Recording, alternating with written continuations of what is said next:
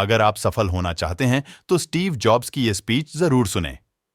IPad और iPhone बनाने वाली कंपनी एप्पल के फाउंडर स्टीव जॉब्स को दुनिया सिर्फ एक सक्सेसफुल एंटरप्रेन्योर, इन्वेंटर और बिजनेसमैन के रूप में ही नहीं जानती, बल्कि उन्हें वर्ल्ड के अग्रणी मोटिवेटर्स और स्पीकर्स में भी जाना जाता है। स्टीव जॉब्स 12 जून 2005 को स्टैनफोर्ड यूनिवर्सिटी के एक समारोह में शामिल हुए थे, जहां उन्होंने सबसे प्रसिद्ध भाषण best speech stay hungry stay foolish दिया था। यह कुछ ही मिनट का भाषण था, मगर उनकी यह स्पीच प्रेरणादायक, उत्साहित और मनुष्य जीवन को कार्मिक दृष्टिकोण से देखने पर मजबूर कर देने वाली थी। इस भाषण में उन्होंने अपने जीवन से जुड़ी 3 कहानियां सुनाई थीं। वही 3 कहानियां आज हम आपके लिए यहां प्रस्तुत कर रहे हैं।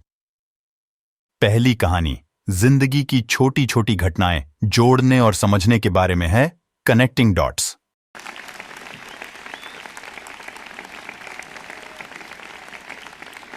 धन्यवाद। आज विश्व के सबसे बेहतरीन विश्वविद्यालयों, यूनिवर्सिटीज में से एक के दीक्षांत समारोह, कॉन्वोकेशन सेरेमनी में उपस्थित होने पर मैं स्वयं को बहुत ही सम्मानित महसूस कर रहा हूं। मैं आपको एक सच बताना चाहता हूं कि मैं कभी किसी कॉलेज से पास नहीं हुआ और आज पहली बार मैं किसी कॉलेज ग्रेजुएशन समारोह के इतने समीप पहुंचा हूं। आज मैं आपको अपने जीवन की 3 कहानियां सुनाना चाहता हूं। बहुत अधिक कुछ नहीं, केवल 3 कहानियां। पहली कहानी डॉट्स कनेक्ट करने के विषय में है।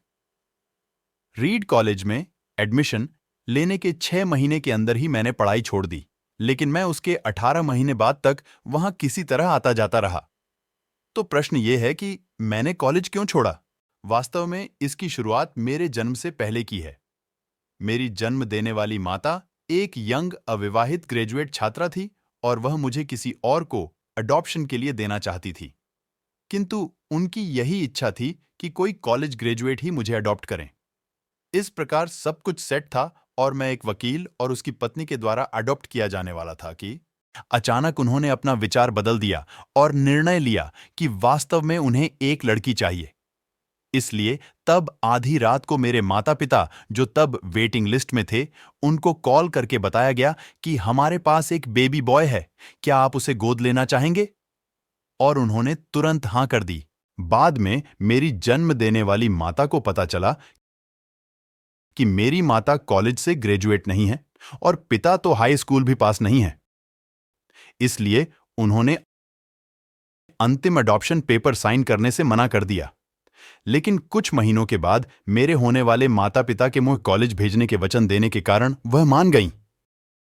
इस प्रकार मेरी जिंदगी की शुरुआत कुछ इस तरह हुई और 17 वर्ष बाद मैं कॉलेज गया। किंतु गलती से मैंने स्टैनफोर्ड जैसा ही महंगा कॉलेज चुन लिया। मेरे वर्किंग क्लास माता-पिता की सारी जमा पूंजी मेरी पढ़ाई में खर्च होने लगी। महीने बाद मुझे इस पढ़ाई का कोई महत्व दिखाई नहीं दिया। मुझे कोई आइडिया नहीं था कि मैं अपनी जिंदगी में क्या करना चाहता हूं और कोई आइडिया नहीं था कि कॉलेज किस तरह मुझे इसमें मदद करेगा, और यहां मैं अपने माता-पिता की जीवन भर की जमा पूंजी खर्च करता जा रहा था। इसलिए मैंने कॉलेज ड्रॉप आउट करने का निर्णय लिया और यही विचार किया, जो भी होगा अच्छा होगा। उस समय तो यह सब कुछ मेरे लिए बहुत डरावना था, लेकिन जब मैं बीते हुए समय में देखता हूं तो मुझे लगता है यह मेरी जिंदगी का सबसे अच्छा निर्णय था। जैसे ही मैंने कॉलेज ड्रॉप आउट किया तो मुझे जिन क्लासेस में इंटरेस्ट नहीं था तो मैंने उन्हें करना छोड़ दिया और मैं केवल अपने इंटरेस्ट की ही क्लासेस करने लगा। यह सब कुछ इतना आसान नहीं था। मेरे पास रहने के लिए कोई कमरा नहीं था, इसलिए मुझे दोस्तों के कमरों में जमीन पर सोना पड़ता था। मैं कोक की बोतलों को लौटाकर मिलने वाले पैसों से खाना खाता था।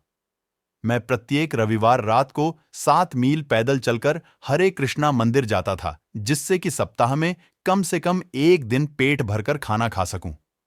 यह करना मुझे अच्छा लगता था। मैंने अपने जीवन में जो भी अपनी जिज्ञासा और इंट्यूशन की वजह से किया, वह बाद में मेरे लिए अनमोल साबित हुआ। इसे मैं एक उदाहरण के द्वारा बताता हूं। शायद उस समय रीड कॉलेज देश की सबसे अच्छी जगह थी जहां कैलीग्राफी सिखाई जाती थी। पूरे कॉलेज परिसर में हर एक पोस्टर, हर एक लेबल बहुत ही खूबसूरती से हाथों से कैलीग्राफ किया जाता था। क्योंकि मैं कॉलेज छोड़ चुका था, इसीलिए मुझे सामान्य क्लासेस करने की कोई आवश्यकता नहीं थी। तो मैंने निर्णय लिया कि मैं कैलीग्राफी की क्लासेस करूंगा और इसे अच्छी तरह से सीखूंगा।